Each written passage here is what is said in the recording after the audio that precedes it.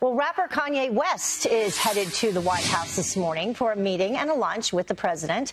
On the docket, amongst some other things, violence in Chicago. So what impact will their talk have? Joining me now with some insight is Fox News political analyst and Chicago native Gianno Caldwell. Gianno, thank you so much for joining us very early this morning. I appreciate it. Thank you for having me, Heather. So what do you think about this meeting between Kanye and the president? Do you think anything will come from it?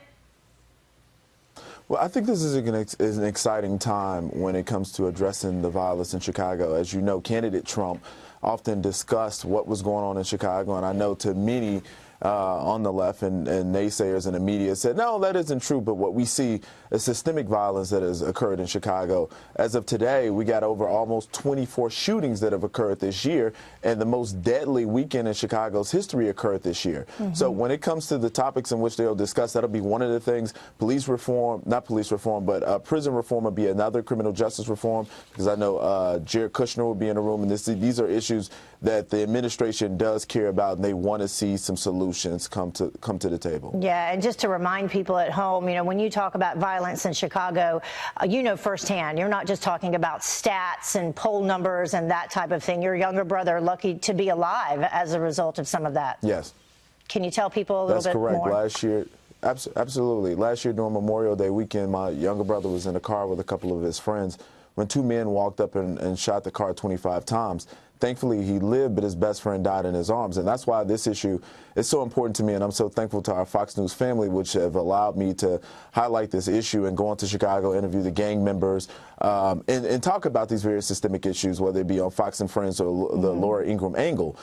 This is why this is such an important issue. And I know President Trump has recently discussed the consent decrees that are going on in the city of Chicago. The decree address issues like community policing and impartial policing, crisis intervention, use of force, to name a few things. Now, what do you think about stop and frisk? He was most recently talking about that on Monday. Yeah, so the stop and frisk issue is something that's been ruled as unconstitutional. And I think when it comes to discussing this issue with President Trump and having Jeff Sessions, our Attorney General, go in and potentially uproot the consent decree, I think it could be problematic. And I would want to caution the administration on that, because we don't want to erode trust between the community. The reason for consent decrees is when there's consideration of police misconduct and corruption. You think about cases like John Burge, who tortured over 200 suspects, him and his team, cost the city of Chicago over $100 million. You think about Johnson Van Dyke with the Laquan McDonald shooting, or you think about a former police officer who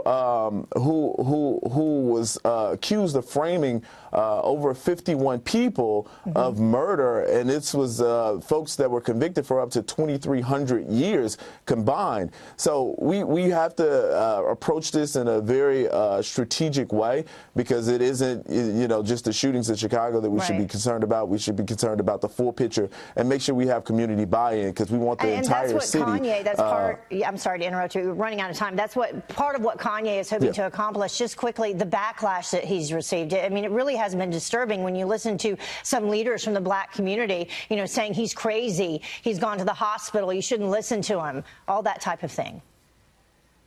I am completely disturbed that they would go after Kanye in a way that they have. If he were in support of Hillary Clinton, as he has been in support of President Trump, you would not get this backlash. You wouldn't see this from the liberal elite, whether they be white or black, in Hollywood or in Washington, D.C. To consider a man like this, who has been, quite frankly, a genius in his creation of music, went from producing to rapping to now being a fashion mogul. How could you call this guy dumb or stupid, as we see some of my friends on the other side, on other networks, have said about him? I'm completely disturbed that they would go after someone like this, and I know that black conservatives all over the country feel this pain, because we who go on these national platforms are regularly called those things by the liberal left. Yeah. Well, Gianno, thank you so much. I really appreciate you joining us. I hope he accomplishes a lot. I hope this meeting between President Trump and Colin Kaepernick is able to be negotiated by Kanye West. I think that would be a great thing as well. I agree. For our nation. Thank you so much, Gianno.